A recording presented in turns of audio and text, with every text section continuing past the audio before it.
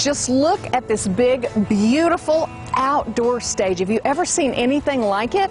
Well, there's an even better story about this stage. It's smack in the middle of a Missouri winery, and it has hosted some of the biggest musical acts you've ever heard of.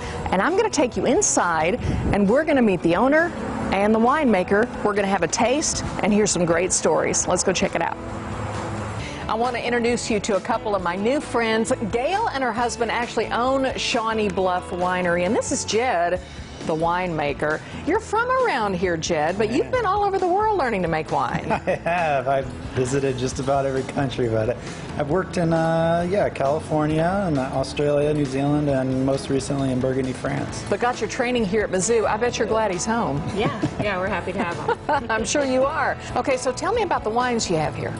So we actually have a pretty diverse selection of wines here at Shawnee Bluff. We have all of your Missouri wines that you typically find everywhere else, like Missouri, Norton, we have Chambourcin, Vignoles, Vidal Blanc, Catawba, Valva Muscat, and that's just about it. Well, I know you've mentioned the St. Vincent, which is something that's a little bit new to me, and I believe that's the one that you have here. Tell me about the St. Vincent. Yeah, St. Vincent's actually a pretty unique varietal Missouri. It was actually discovered in 1973 in Augusta, Missouri. It was a spontaneous cross that they think the parentage is quite unknown, but they think it's a spontaneous cross between Chambourcin, which is a very famous variety that we grow in Missouri, and Pinot Noir. So the wine itself is pretty diverse in its offerings. Just like Pinot Noir, it could be made into lighter-bodied red wines as well as a rosé, and it makes a really nice rosé. The rosé is actually what we have before us today. You know what? I'd really like to try it. If you don't mind, can I take a little sip here? Because I came all this way. I mean, I have to try the wine. This looks beautiful. Just beautiful.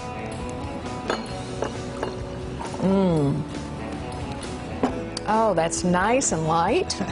It is. It's quite nice. It's got really pretty strong aromas of like strawberry, a little bit of melon there on the palate. Really nice acidity. Tell me about this venue, Gail. For one thing, I know you have a beautiful stage we're going to go look at outside, but the inside, you do all sorts of events here. Weddings, what else? We also do winemaker series. We have some coming up with Jed, where we're going to educate our customers and also provide food and wine pairings. And so that's something that we're very excited about. And so yeah, we have the concerts. We have about 10 a year that we average in the summer and fall, and where we bring in national acts. And so we're very excited about to bring that level of music to Lake of the Ozarks. We're very proud of that. One other thing I would like to do is go out and talk about the stage and the venue. There is not a bad seat here for a concert. No, there's, a lot of people that are first timers, or they're calling because they're interested in the artists that we have scheduled. They're like, what's the best seat? And honestly, there really isn't a bad seat. It's a very intimate setting, but I think once people come for the first time, we keep seeing them come back because it's such a great experience. Can we go take a look? Sure. Let's do it. Okay, think of this. The camera right there is from the point of view of the artist. This is what the artist sees. This is where all the seating is. There's not a bad seat in here. How many people, again, can you fit out here and on the lawn? Well, we can fit about 1,400. We try not to pack it in too much to make sure it's comfortable for everyone. But yeah, there's not a bad seat in the house. So it's a really nice, like I said before, an intimate setting. No, we've been waiting for this. Talk about some of the people who have performed on this stage. So we have had Clint Black, Trace Adkins, Winona Judd, 38 Special, Marshall Tucker Band. And another thing, you can bring the kids because this is a very family-friendly place. You actually have a little playground back there. Yeah, I would say 99% of our concerts are all ages, and we also allow children 5 and under to enter free for most of our concerts unless they need a seat. Well, it's a beautiful venue, and you've done a wonderful job on the wines. And, let's go back inside and take one more look at the bar. Maybe have another little taste. What do you say? Yes. Let's do it.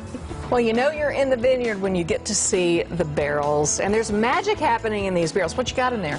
Oh, there is. This is actually our dessert wine in the barrels. So it's a Norton-based, what we call port. You can't legally call it port.